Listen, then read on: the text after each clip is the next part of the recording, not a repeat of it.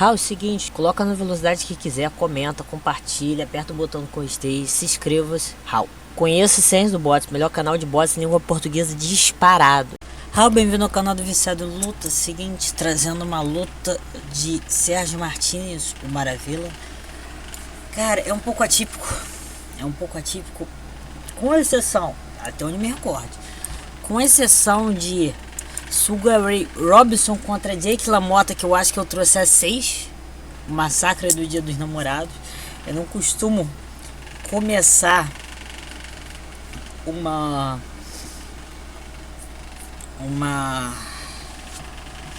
duologia, uma trilogia a partir da luta que não seja a primeira. É muito raro, mas nesse caso daí eu acho justificável. O que acontece?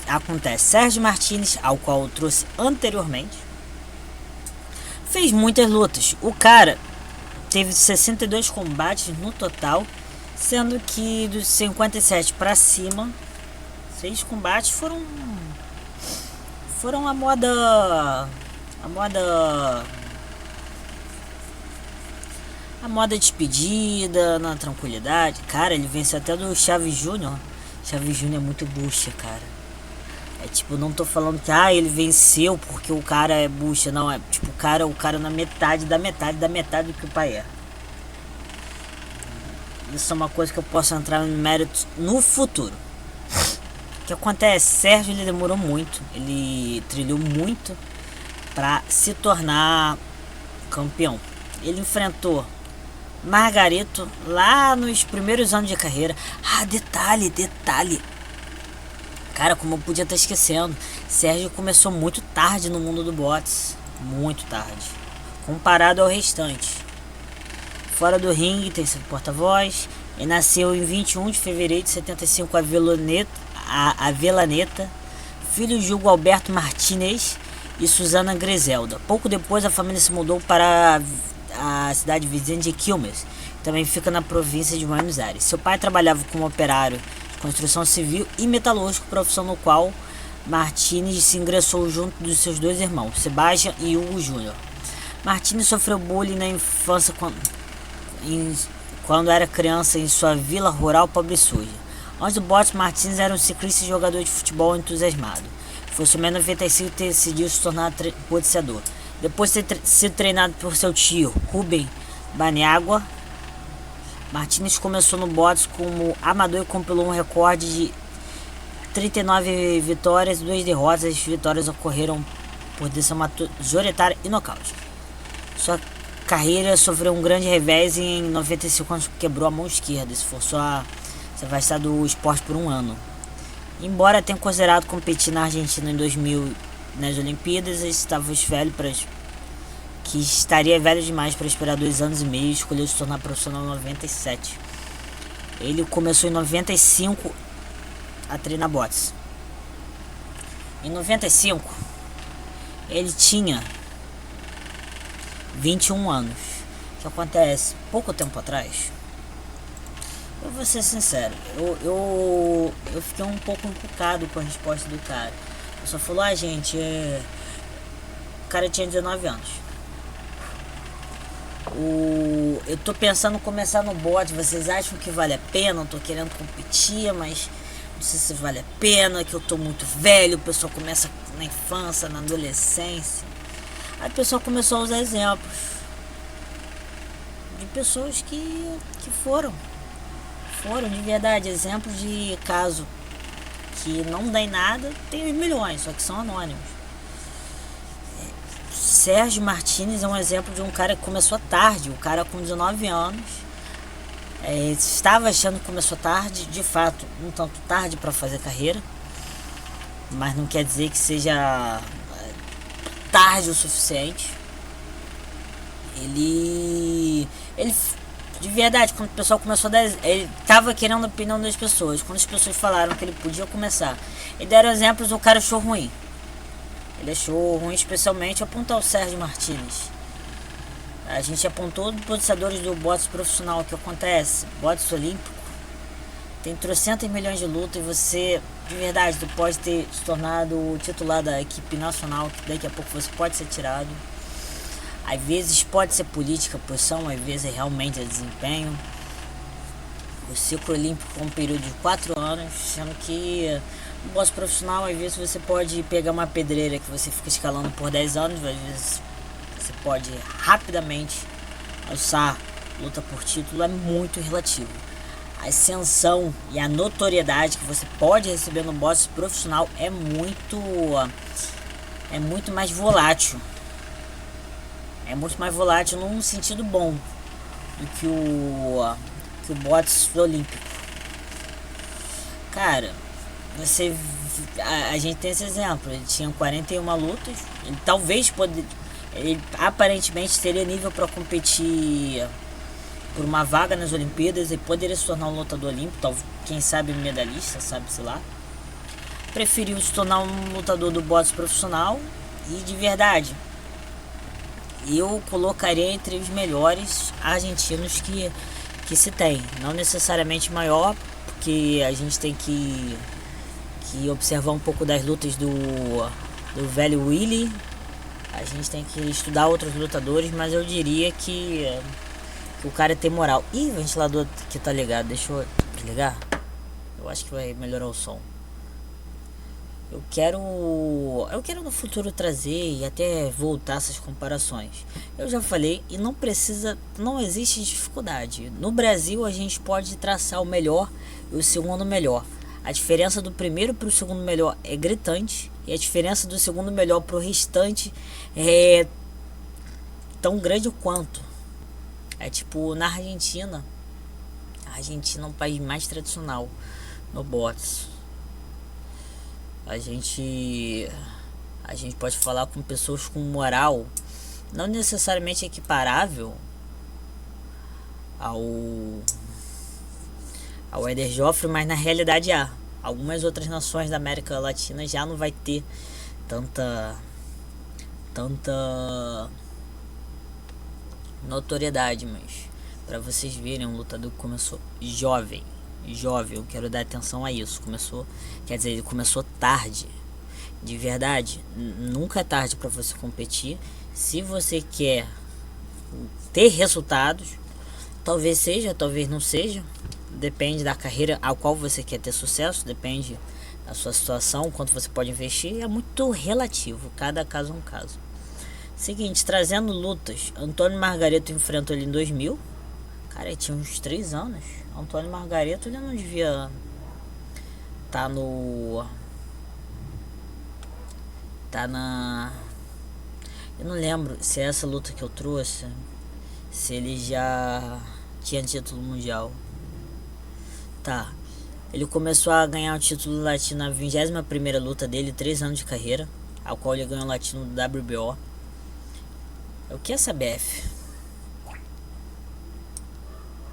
Ele ganhou o título vago dos médios do nacional. Ele ganhou da Ibo com 31 lutas, sendo em 6 anos de carreira. Ele disputou o latino pela WBC em 35. Ele vai ganhar um título mundial na luta número 46, aos 33 anos.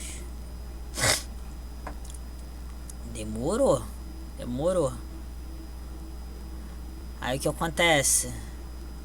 Ele enfrenta o Paul Williams em diferentes momentos da carreira. Aí que é a parte engraçada. Depois dessa ele muda de categoria, ganhando muito título, e aí foi a categoria ao qual ele foi mais bem sucedido.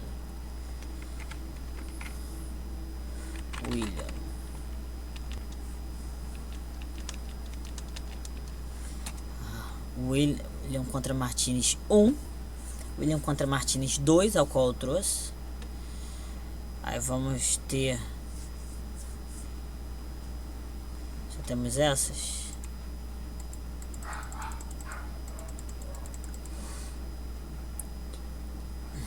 É o mesmo? Cacete.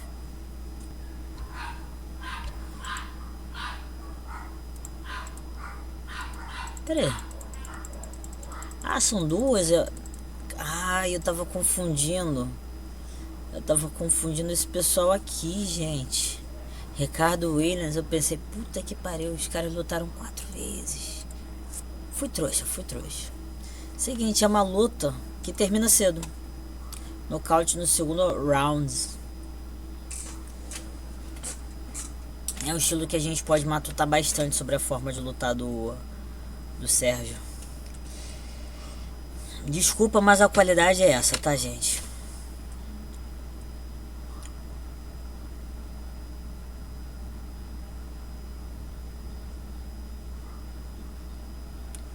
Interessante.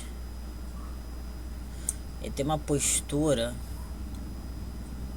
Ele é muito projetado pra frente. Quer dizer, mais do que deveria ser.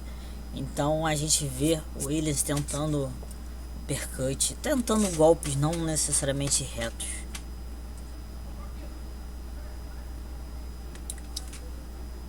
Clinch é complicado.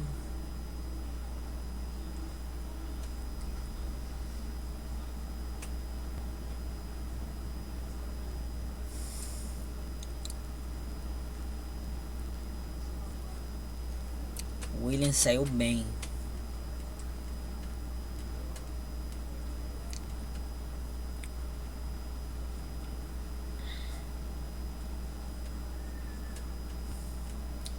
Até agora, desempenho do... agora tá começando a fazer alguma coisa. O desempenho do Sérgio não tá lá muito bom.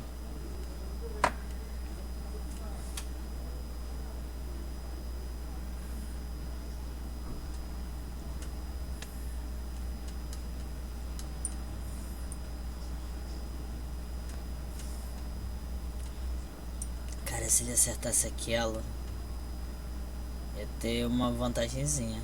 A posição era ruim pro Sérgio.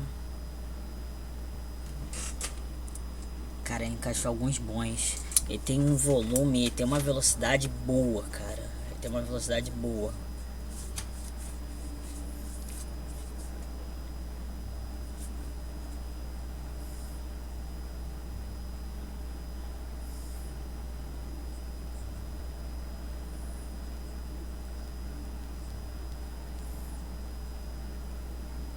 Nossa. Nossa.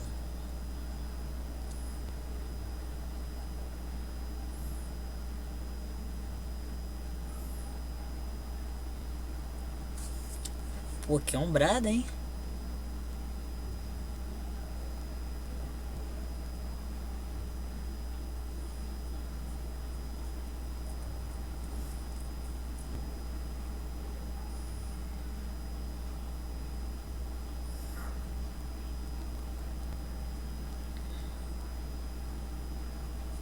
Nossa.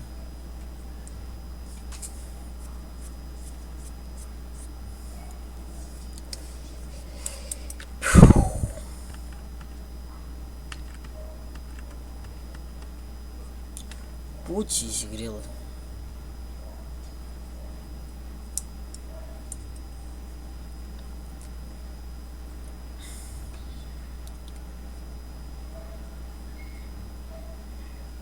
É verdade.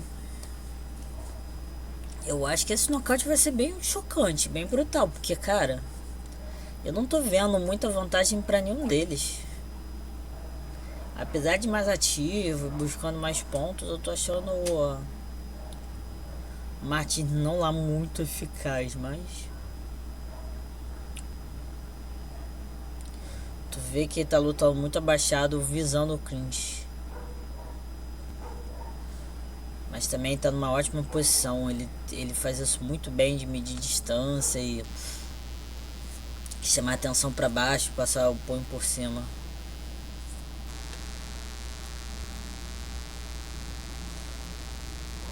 Ui! Cacete! Cara, ele avançou direitinho. Foi. Cara, que counter desgraçado. Eu vou ser sincero, eu fico pensando Tá, pô, a minha diferença de peso pra um peso médio é grande, mas cara, eu acho que eu morria numa dessa. Cara, que nocaute bruto. Ele tá lembrando uma versão mais encorpada e mais... com mais idade que o Ryan Garcia. Eu acho que o Ryan Garcia acabou com a graça de colocar a coroa num lutador vencedor. Vamos ver o nocaute. Cara, eu não tava gostando muito. Ele tava buscando muito isso. Eu não tava gostando muito por parte do Williams. Eu acho que ele tava se arriscando muito. Na verdade, não tava gostando muito por parte de nenhum. Mas tipo, a pessoa que faz isso, avança abaixado enquanto faz um overhand, maluco, quando pega. Quando pega, desmorona. Cara, achei uma luta interessante. Eu já vou trazer análise. Deixa eu pegar uma água. Seguinte, já voltando, fui tomar uma aguinha. Eu tô querendo pular esse espetáculo aí direto pra luta. Cara, tem muita coisa mais do que na luta anterior pra apontar. De verdade, se fosse pra dar um prosseguimento dentro de um estudo da forma de lutar do Sérgio Martínez, a gente não deveria observar o último vídeo. O vídeo foi pra introduzir melhor, mas uma luta que eu já fiz a introdução muito mais satisfatória que é o vídeozinho anterior. É o Margarito contra o Martínez. Essa luta começou uma discussão e essa a gente pode beber da fonte. Eu sempre tento traçar a forma de lutar e nem sempre vai ser muito possível. Não vai ser possível porque, pô, eu tô pegando uma luta peguei uma luta que o cara tem 48 anos. Ele começou a carreira com 23. Essa luta ele tinha 35. Ai, tava mais próximo do final da carreira do que do início. Beleza, não tô discutindo isso. Eu só tô apontando que ele ainda tá dentro do que a gente pode considerar um auge.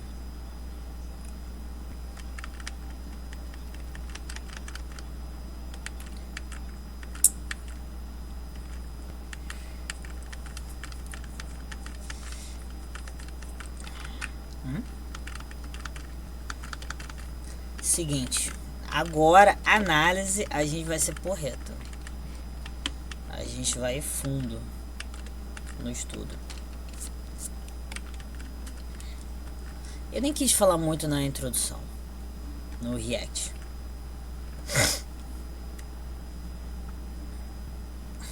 Vamos.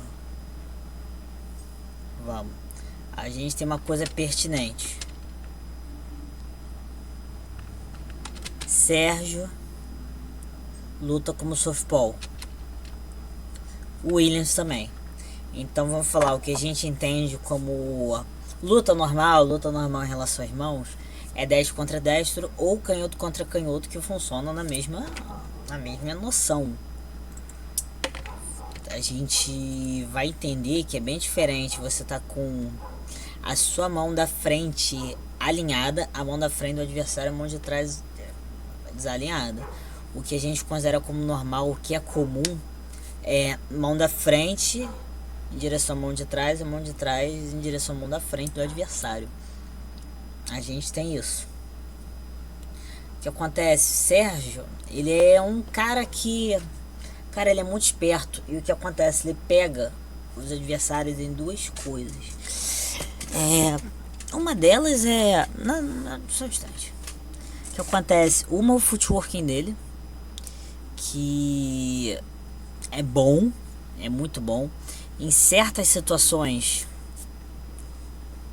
ele vai buscar uma direção, em outra em alguns momentos ele vai andar para buscar um objetivo, em outros outro. E tipo, a forma como ele se move permite ele sair de enrascada. E a outra é o ritmo. O ritmo, ele tem um bom fôlego. Ele é bem consistente. Ele é bem consistente mesmo. O que acontece? A gente já pode perceber daqui o Williams é mais alto. Então o Sérgio achou que lutar baixado poderia ser muito bom. Eu acho que até foi. Aqui a gente vê, tipo, Martinez, ele não é ortodoxo. Você falar que ele é ortodoxo é uma ofensa a todo lutador ortodoxo do mundo. A gente viu uma postura, como poderia apontar uma postura que seja diagonalizada. O cara executou um direto, então ficou um tanto teleguiado. O cara tinha algumas opções: defender, esquivar, se mover. Se ele esquivasse para aqui, a mão do cara estava afastada. Eu acho que não ofereceria muito risco, mas muito perto das cordas. Ele decidiu ir para o centro do ringue, se movendo para a direção da mão mais à frente. A gente vê aqui, ele parou, ele tá esperando o adversário ir. O Sérgio faz muito essa forma de se mover pelo ringue. Ele usa muito. Momentos chave, alguns momentos que você acha que ele moveria de forma normal. A ideia é o que? Ó. Mãe? Ai, Deus. Oi, mãe. Quer alguma coisa? Tá bom. A gente... Normalmente você vai se mover assim.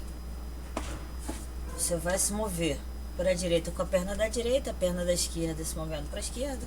Ele faz o contrário. Ele dá de costas. O que seria a perna de trás. Ele vai se mover para trás, depois ele vai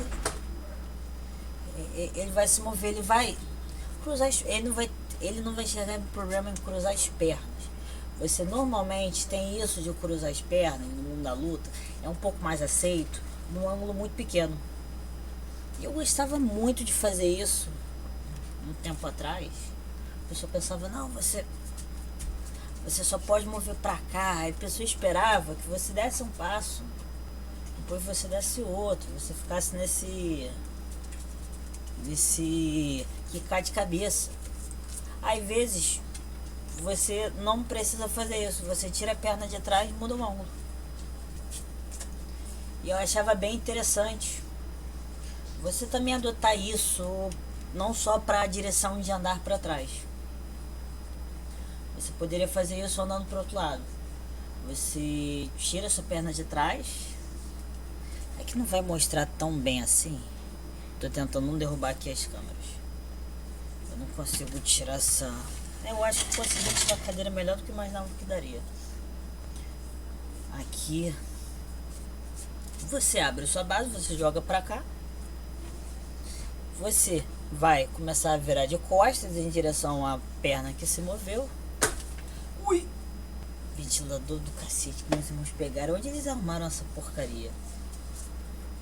É tipo... O Sérgio dá valor a o se mover. O se mover do jeito que tiver que ser. Dentro do rigor, às vezes vai ter situação que você vai se ferrar. Esse simples ato de cruzar as pernas, vai ter momentos que vai ser muito bom pra ele. Aí tu vê nisso, ele, às vezes vai precisar mudar de base, tudo bem. Aqui, por conta do Sérgio lutar mais abaixado e o Paul Williams ser mais alto, ficou muito propício o Paul Williams acertar uma na lata. Pou! Aí precisa de atenção. O cara foi campeão mundial, não é à toa. Aí a gente viu o cara avançar. Sérgio tem um discernimento de distância muito bom. E o Sérgio é um especialista em jogar isca. Mas deu-lhe um cruzado, pô, que acontece? Eu apontei, dei muita atenção ao abaixar das mãos por parte do Maravilha. Ele faz isso quando ele quer que o oponente vá pra cima. Ele não, eu vou lutar com a mão baixa porque assim eu consigo usar 100% do meu poder, blá blá blá, tititi. Não. Ele faz isso como um convite. Ele faz isso como convite. Ele tá lutando aqui numa boa. Tá policiando. Aí fala, filho, vem tranquilo. Vem tranquilo. Mas vem sem entender nada. Aí a pessoa tá vindo ali, pum! Como foi o nocaute. Poderia fazer do outro lado. Ele poderia fazer como uma combinação de 1-2 bem solta e bem... colocando bastante giro, jogando mesmo. Existe muita possibilidade. Ele é um cara que, de verdade, especialista em armadilha. Ele é tipo o Fred do Scooby-Doo. Aqui a gente tá vendo ele bater bem. O que acontece às vezes lento, às vezes muito rápido. Muito comumente os lutadores, eles vão ter um ritmo muito acelerado e vão tentar para matar no início e extremamente intenso. Aí daqui a pouco não tem mais fôlego. O Sérgio, ele não tenta. Primeiro que eu diria que ele tem um fôlego. Se não fôlego, necessariamente um controle de fôlego superior à média dos lutadores, mesmo de nível mundial. Eu já aponto isso. Ele nem sempre vai estar muito rápido. E quando acelerar, a pessoa está acostumada a um ritmo, está se dando bem. Aí daqui a pouco tu vê um cara que bate mais rápido que você. Agora há pouco ele estava uma tartaruga surpreendente.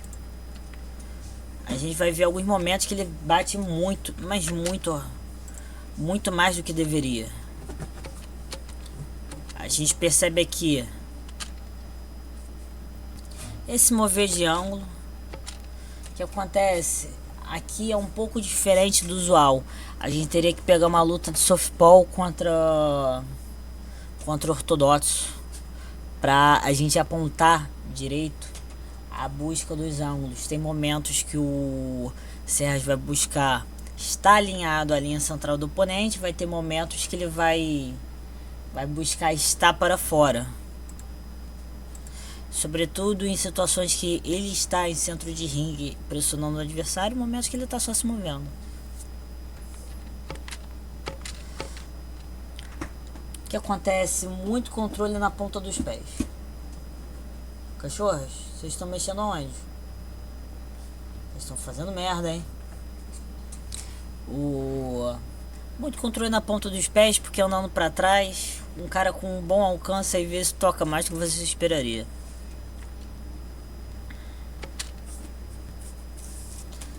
Hã? Sai daí debaixo da cama, neném. Sai. Oi? Eu acho que tem uma debaixo da cama, mãe.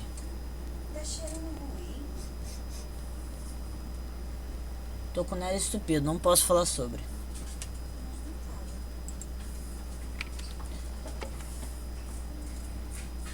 É muito...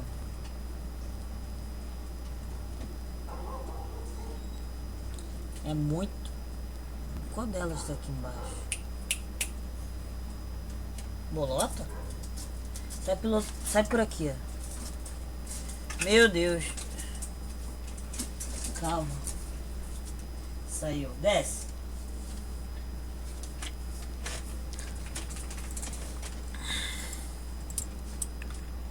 Eu achei arriscado ele se aproximar demais, mas nesse momento ele ganha mais estando no clinch mesmo. No clinch ele tá achando um caminho livre para bater no corpo.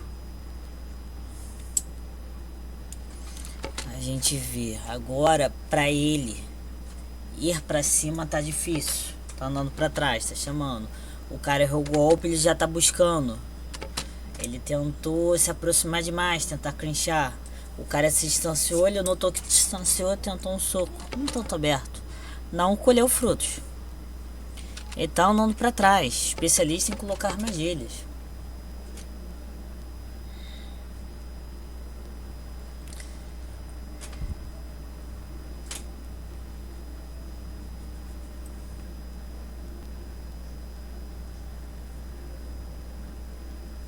Aqui ele se deu bem, saindo desse último golpe.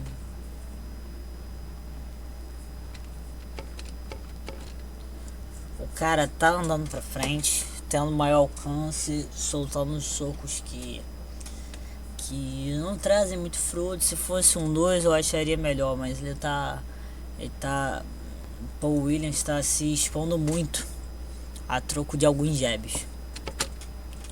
Deu espaço pro Sérgio mandar um socaço. Se eu vi direito, eu acho que ele até tentou socar enquanto o cara andava pra frente. Não. Pô, ele está buscando.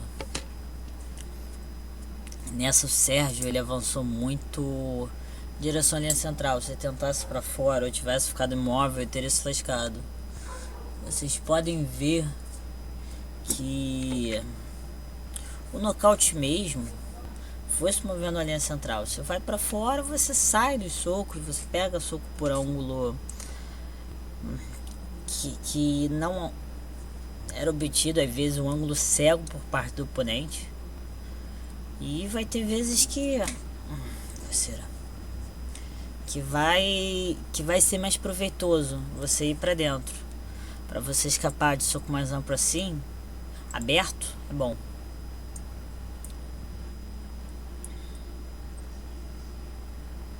Batendo no corpo.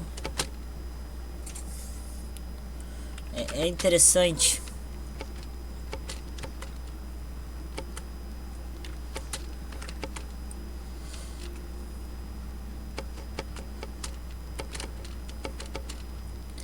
É interessante aqui como foi um ótimo soco.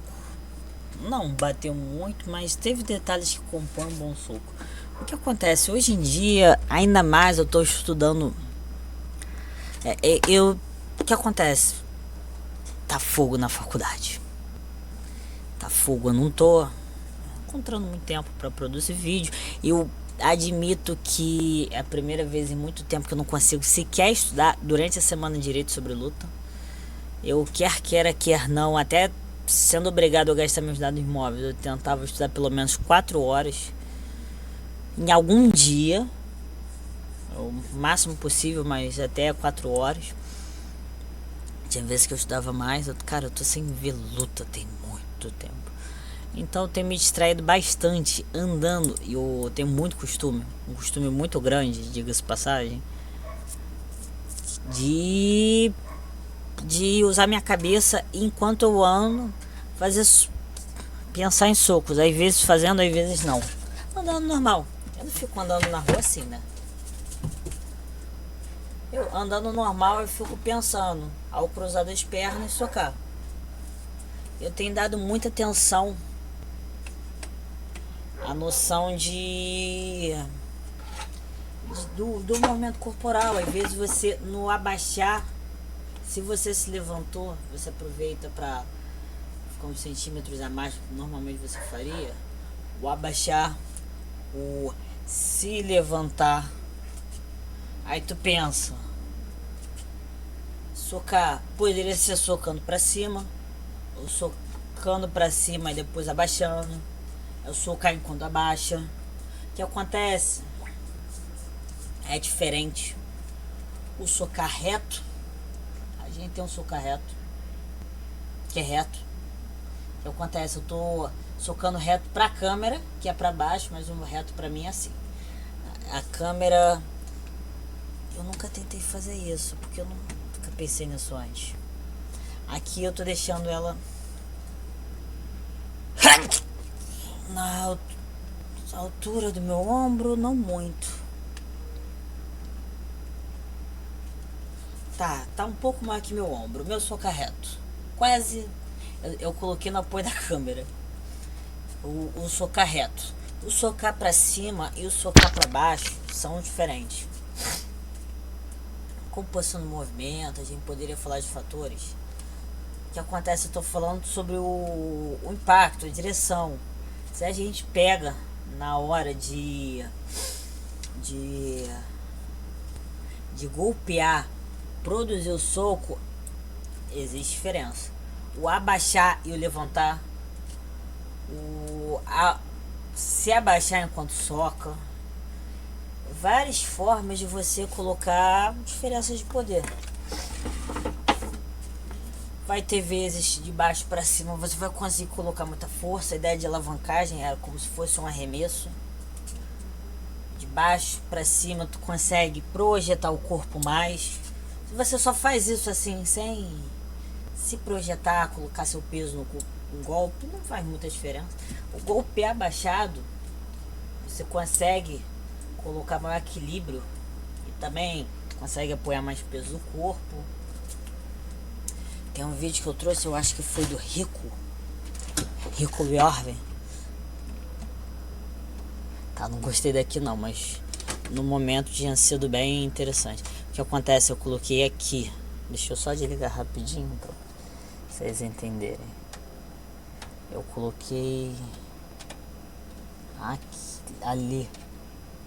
É quase a altura do meu ombro. Um pouco maior, na verdade. Eu não gosto muito dessa luz não, eu gosto dessa daqui, dessa luz. Falava sobre socar com uma base mais baixa. Achei interessante. Depois eu trago de forma mais profunda. Eu poderia trazer esses estudos do cara. Eu acho bem interessante. O que acontece? Voltando ao que ele fez. A gente percebe. Deixa eu só colocar em velocidade normal.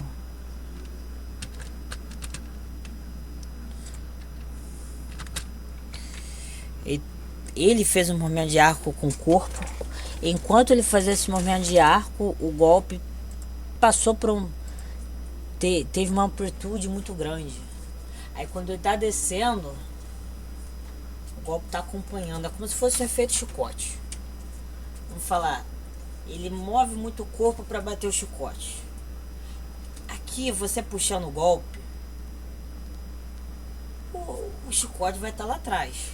Depois que você moveu, quando você colocar o movimento de pulso e começar a fazer com que a mão se direcione ao alvo, o chicote vai percorrer, vai ter um momento que vai passar, o que seria equivalente ao ponto que o corpo está na trajetória. Vamos falar, o chicote começa aqui, ele vai bater aqui, vai ter um momento que ele vai estar aqui e depois vai atravessar. O que seria o punho segurando o chicote, nesse caso seria o ombro.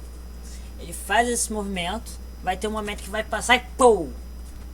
Já colocou o movimento do corpo, o golpe já teve, já ganhou um embalo. Aí é só conectar. Pô! Eu achei bem interessante. Eu não gosto. Caso vocês não lembrem, existe nos primórdios do meu canal uma das primeiras, se eu não me engano, a primeira luta qual fiz de um brasileiro. A luta que eu fiz para um lutador brasileiro, pensando nesse caso de vídeo para ajudar um lutador com sugestões, dicas e divulgando. O nome do vídeo é o Analista Anti-Swing e Overhand também. Eu não gosto, mas foi para reconhecer os méritos. Não sou incapaz de reconhecer os devidos méritos.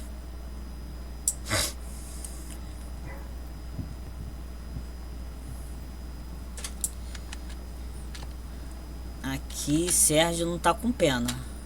E a gente viu golpes bem fechados, às vezes amplos, aqui fechadinho, certeiros pra caramba. Às vezes eu me questiono no bot porque o pessoal muito próximo faz um golpe abertão e fica batendo assim, maluco, fechadinho. A pessoa tá próxima, nessa distância nessa distância daqui pra cá, tá isso. Acerta assim, filho. Você não vai querer fazer assim com o cara que tá colado. Testa com testa. Testa com testa, você vai tentar fazer um golpe assim. Pô! Lá pra ponte que partiu. Maluco. Isso! Isso. Sérgio Martínez está fazendo uma obra de arte na cara do oponente. Aí a gente pode ver aqui, cara, a precisão. A precisão. O Sérgio Martínez, eu não encontro muito desperdício. Na verdade, eu encontro muita qualidade, muitas boas decisões e alguma dose de genialidade em algumas coisas. Cara, aqui ele viu, entendeu que o oponente estava avançando, entendeu que era possível acertar. Você vê, trouxe o golpe lá de baixo. O adversário pensou, tá tudo aberto, vou golpear. De início a pessoa poderia pensar que é o uppercut. Não, ele fez o que seria, a gente poderia entender como um cruzado, só começou lá de baixo. Então não seria um uppercut. Teve a trajetória, a gente poderia falar que teve uma trajetória vertical, equiparável ao uppercut. Tem uma trajetória horizontal, equiparável a um cruzado. Encaixou como um cruzado. Foi um golpe vertical, puxou lá de baixo e pei. Bateu na guarda, bateu numa defesa boa, sólida. Aí não deu muito jeito. É tipo o que acontece, na minha opinião, apesar de ótimos nocautes que ele teve na carreira, muitas interrupções em lutas nos primeiros rounds, eu não diria que o Sérgio Martínez é um lutador de punch monstruoso. Ele teve 32 nocautes em 62 lutas. Teve 32 nocautes e 57 vitórias. Mas o que acontece é uma qualidade.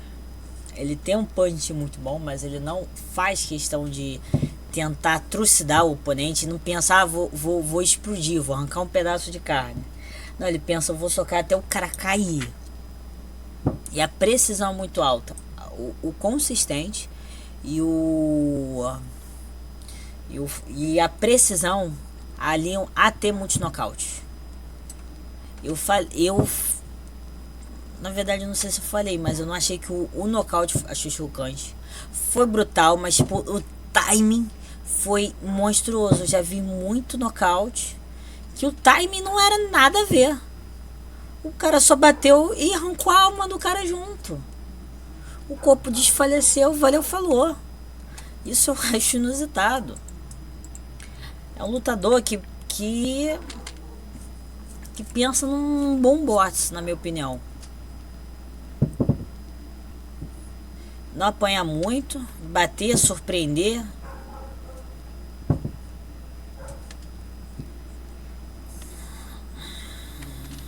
A gente vê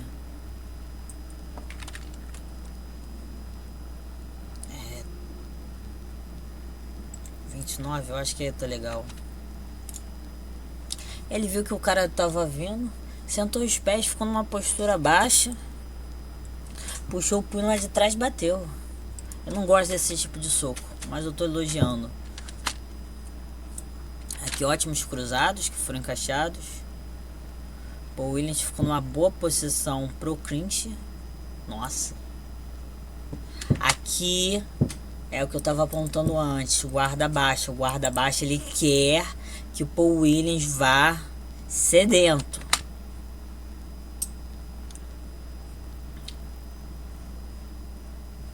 Ele quer que o cara vá sedento.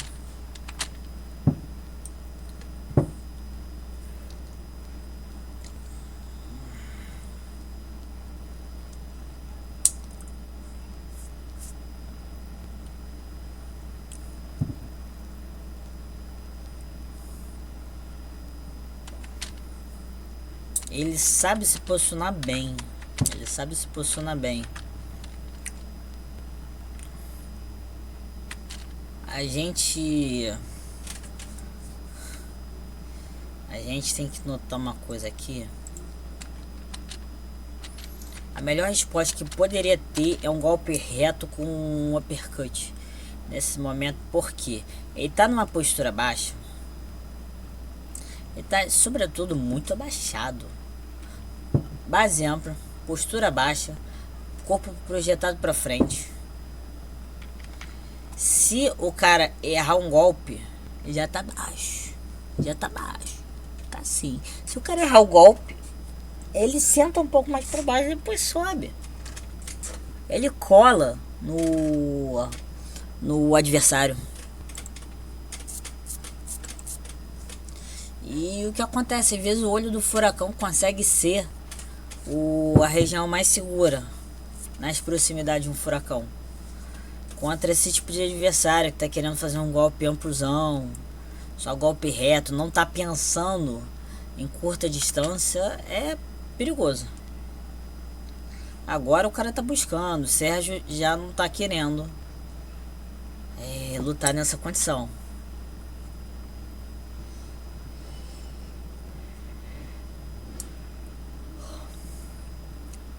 Está lembrando um pouco de Hajime no Ippo.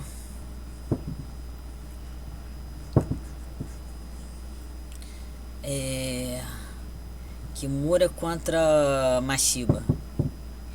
Essa postura baixa e esse soco.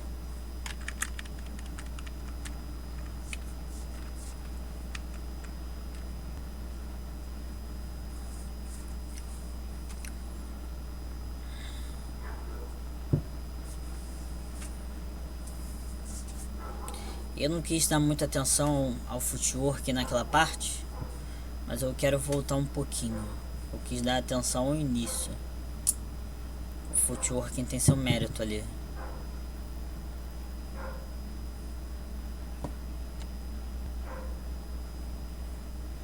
O que acontece? Nesse tipo de situação assim, ainda mais que eu acho que não seja de muita experiência para o Sérgio Martínez enfrentar um lutador que seja igualmente canhoto.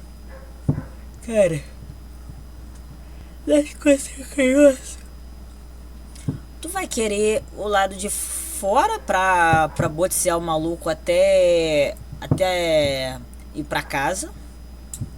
Até na conferência tu ainda vai estar boteando o maluco. Ou você vai querer ir pra linha central, você vai querer ir pra dentro. Aí você vai querer esbolachar o maluco de porrada. Vai ter, eu diria até que existe mais pontos, mais ângulos e golpes que sejam melhores para serem feitos. Quando você está nessa situação normal, o normal é o destro contra destro e absurdamente anormal é o canhoto contra canhoto, que é a situação que eles estão, deve ser bem desconfortável para eles.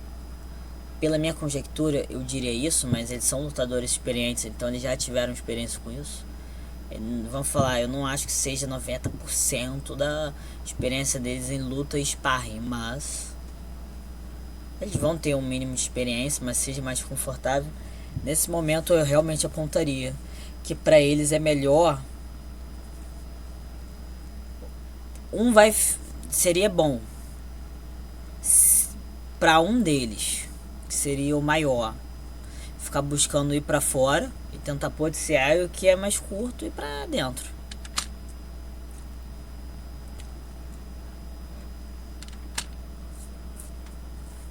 A gente vê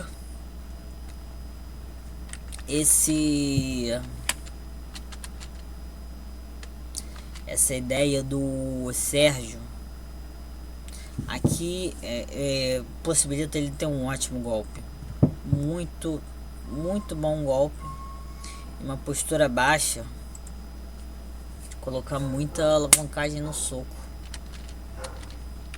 O mesmo soco no nocaute foi esse. A diferença do soco no nocaute é que a gente poderia falar que poderia ser atribuído como um counter.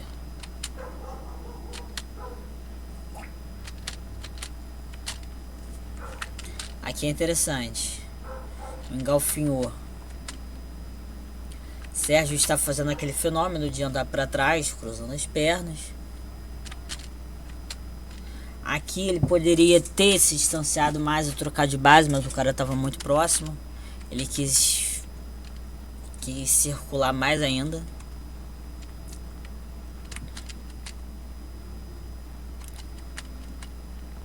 É interessante, tá buscando andar na direção da mão forte.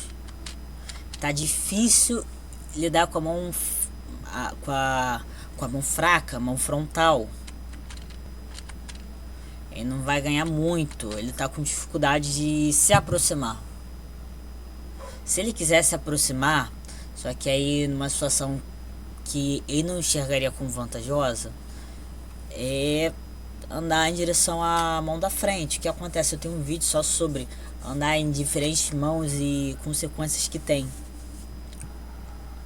O que acontece? Você visa a curta distância, só que eles não estão visando a curta distância. Quando tem a curta distância, eles ficam engalfinhados, clinchando numa situação extremamente chata. Eles não querem isso. Eles querem uma média para curta, mas eles não querem necessariamente a curta. Ainda mais que pode ser um pouco de vantagem pro Paul Williams. Sérgio não vai querer vantagem pro adversário. Ele tá visando a mão de trás. Que o que acontece? Ele consegue esquivar melhor da mão de trás. E andando em direção à mão de trás, ele consegue ter um pouco mais de chance de esquivar da mão da frente. E pra ele fazer um golpe muito forte, visando o rosto, a linha central do oponente, com a mão dele, que seria a mão da frente, é possível. E a de trás vai pegar um ângulo muito distinto. O que acontece? Aqui seria mais ou menos, eu tô andando pra... Não, pera. Eu tô andando pra cá. Tô andando pra cá. Essa mão tá muito próxima, tá muito alinhada, tá muito possibilitada. Essa daqui vai pegar um pouco fora da linha central que eu apontei no primeiro vídeo. Isso tanto aconteceria se fosse destro contra canhoto, como canhoto contra canhoto, sobretudo por parte do Sérgio, que ele tem um pouco mais desse... Alguns lutadores, eles visam realmente golpe muito reto, e outros eles visam golpe não tão reto assim, não tem muito essa correção de alinhar e deixar mais retilíneo o golpe. Eles pensam, eu vou socar, pouco importa a direção. Ai, que porcaria é essa na cadeira? Au, estranho. Pouco importa se tá reto ou não está reto, porque o que acontece, o estar reto ou não estar reto pode ser bom em algumas situações contra diferentes defesas. Uma defesa muito vazada que não vai passar muita coisa, vamos falar assim,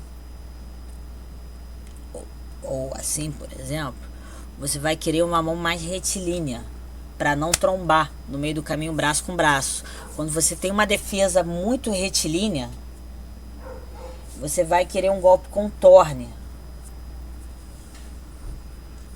A gente pode conjecturar que o Sérgio Martínez, pela forma como gosta de golpear, como ele está golpeando, ele deve estar acostumado a enfrentar, mas guardem mais retilíneas.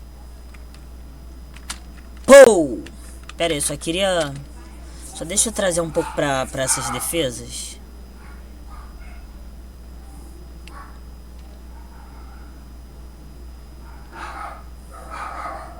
Eu não diria muito que tem essa defesa, mas eu acho que Sérgio, ele costuma lutar muito nessa, buscando esses ângulos diferentes.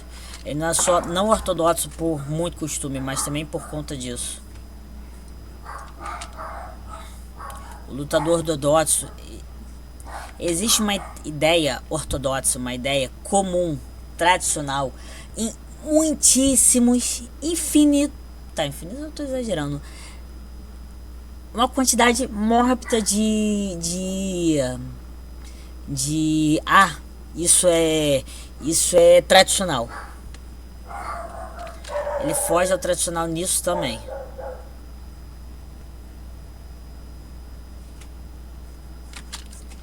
O que acontece aqui foi um pouco mais perfeito que as versões anteriores, porque ele estava andando para trás, eu só estava andando para trás do nada. Ele começa a andar para frente.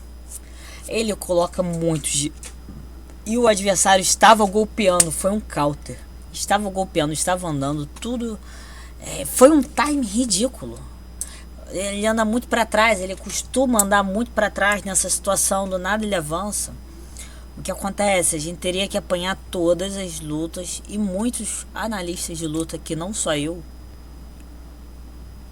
eles apontam muito sobre o Sérgio ser muito imprevisível. Ele não é normal, ele não luta de forma muito normal, mas ele gosta de ângulos diferentes, ele gosta de se mover. Ué? O que saiu do vídeo? Ele gosta de se mover de forma diferente, ele gosta de ângulos diferentes, ele tem muitas coisas que faz ele não ser muito, ele ser muito distinto.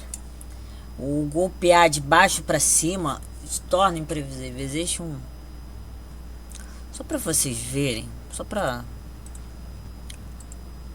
já que eu tô fazendo vídeo longo, deixa eu colocar aqui Martins.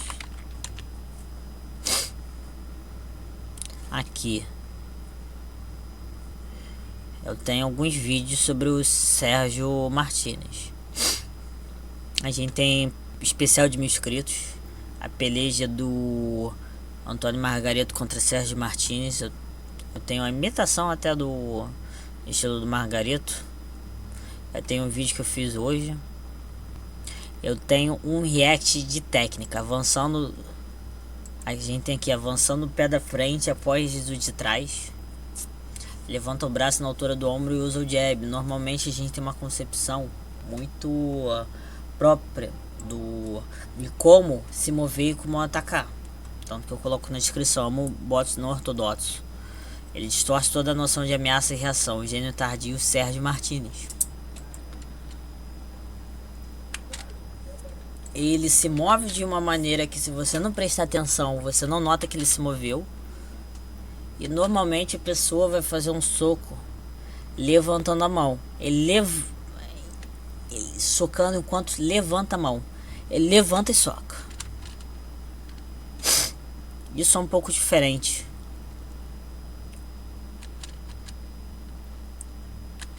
O que acontece? Os lutadores, eles reagem ao que eles esperam. Se eles não esperam, eles não conseguem reagir rápido.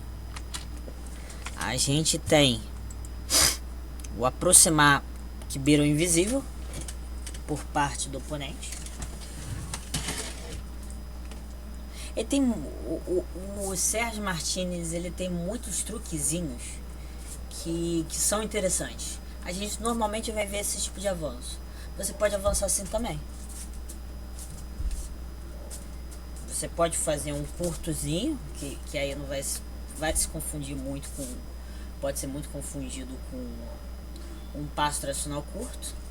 Você pode ter realmente um passo que aproxima os pés, começando com a perna de trás, e depois move. É uma possibilidade. E quando a gente vê a mão abaixada, a gente vai ver muito isso. Tipo, normal não é o jab, mas eu quis fazer. Que fazer só muito aquele Diri Prozaska. Ele abaixa, enfrentando queda. Aí nessa postura baixa ele executa o soco. E tem essa questão de diagonalizar o golpe. As pessoas, quando estão com o golpe baixo, normalmente eles sobem a mão.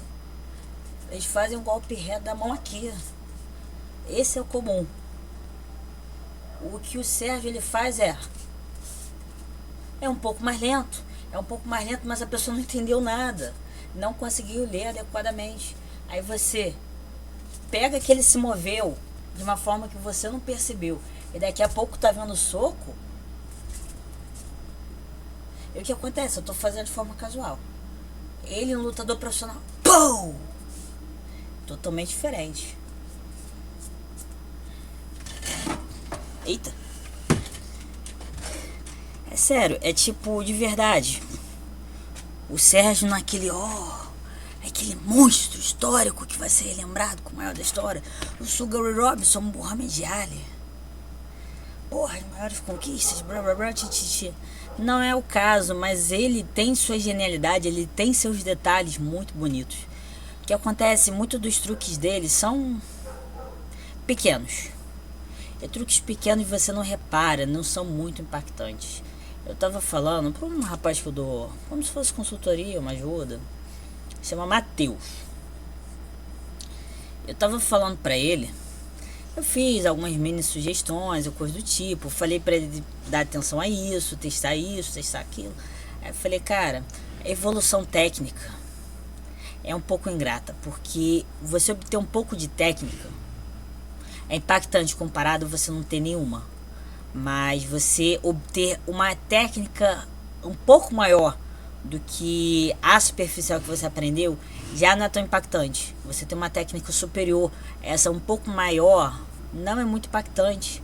O impacto não é muito grande. Você ter a diferença de uma técnica minúscula, pouco acima da iniciante, você tem um grau elevadíssimo.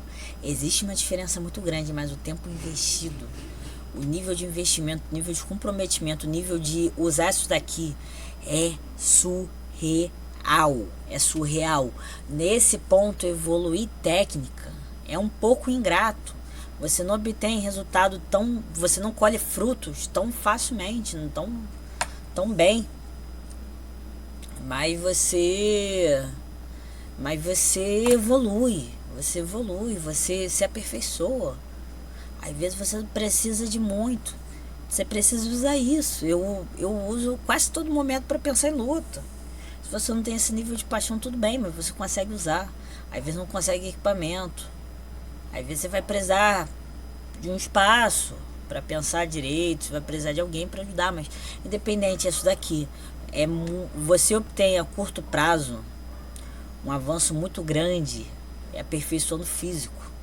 Só que tipo, a longo prazo, você está levantando hoje 20 quilos, daqui a pouco tu consegue 50, daqui a um tempinho, vamos falar uns meses, daqui a pouco você consegue 80, daqui a pouco 120, daqui a pouco 140, 150 levantando, eu vou falar 200, 300, olha, daqui a 10 anos você não vai levantar 40 mil quilos. É tipo, a progressão é muito satisfatória, é importante, é importante para a saúde, mas a progressão que você obtém fisicamente é melhor do que a progressão técnica.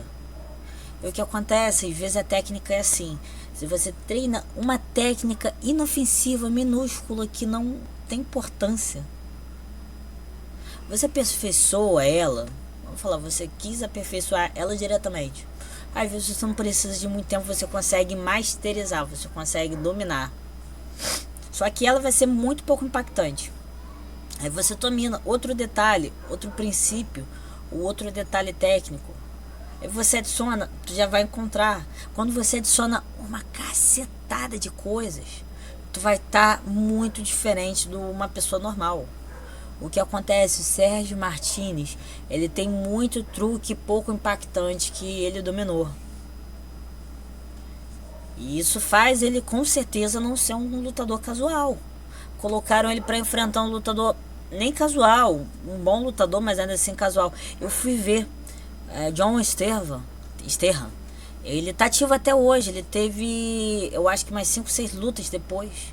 Ele obteve uma vitória após esse período. Ele está suspenso até o meio do ano por conta de ter sofrido um nocaute na luta anterior. Ele atualmente no ranking colombiano, se eu lembro bem, ele é colombiano. Ele tá... Ah, gente, deixa eu ver aqui rapidinho. Ele está entre a 18ª posição, alguma coisa assim. Seguinte, eu vou começar a fazer uma coisa. Quem eu não encontrar o Instagram, vou tentar encontrar bots hacks. Se não vou boxeador, eu vou tentar obter alguma forma de saber o cartel dele. Hoje em dia ele tá no Light Heavy. Cara, o Sérgio, ele tava em que categoria? Não sei. Cara, o cara tinha um WBO latino. Impressionante. Depois ele se tornou super médio colombiano. O que acontece? A gente tem aqui uma derrota, 2 derrotas, 3 derrotas, 4 derrotas e uma vitória. Hoje em dia ele tá lutando na categoria do Light Heavy. Ele tá suspenso até o mês 6. Eu achava que era o mês 5. Ele é o 10º lutador de sua categoria na Colômbia. Ele tá entre os 750 primeiros no ranking mundial. Ele tá muito mais próximo de um lutador casual do que do que, por exemplo, o Paul Williams. Você coloca um cara com muito detalhe, muito tempero para enfrentar um casual, filho, não tem como, não tem como. Eu gosto muito do Sérgio Martínez, porque ele é como se ele fosse um livro nada didático, um livro nada ortodoxo, mas um livro interessantíssimo de se estudar. Eu encaro ele deste modo. Ai, desculpa, gente, eu fui acessar o John Terreira. Aqui ele é 10º ranking colombiano, 758. Aqui, depois do Sérgio Martínez, enfrenta Carlos Congora, perdeu no segundo round. João Navaes perdeu no primeiro. Detalhe, tudo KO. Depois do Sérgio é tudo KO. Francamente, ele também tá num nível que é tudo KO mesmo. Ou ele morre ou outro adversário morre. João Navares, que foi KO no primeiro round, ele venceu no segundo contra Diego Martinez. Ele enfrentou Emily Gonzalez Lopes e perdeu no segundo. Ele perdeu para Octávio Budividir, ao qual ele foi nocauteado no primeiro round. Isso foi no 29 de março de 2025. Ele está suspenso até o dia 27/6. Praticamente 3 meses, eu acho que 90 dias que você é suspenso após o nocaute. Só deixa eu ver a nacionalidade desse cara que eu fiquei curioso. Português, o único português na sua categoria, que interessante. Nascido em Moçambique, residente de Vila Nova de Gaia, Portugal. Interessante, legal. Esse é um vídeo que eu faço de atestado de amor para esse tipo de lutador pouco ortodoxo. O pessoal vai falar: ai, não é isso tudo. Porra, ele é isso tudo sim. Ai, não, mas o argentino tá, realmente, Carlos Monson tá muito na frente. Não vou negar, mas tipo, entre os maiores eu acho que ele estaria. É tipo, tu pega em Conquista, ele realmente ele tá numa posição extremamente avançada. Sério, Sérgio Martínez é um lutador muito interessante. Eu gosto de vídeos assim, que a gente consegue tirar muito. Fica vídeos que ficam muito viajados, fica muito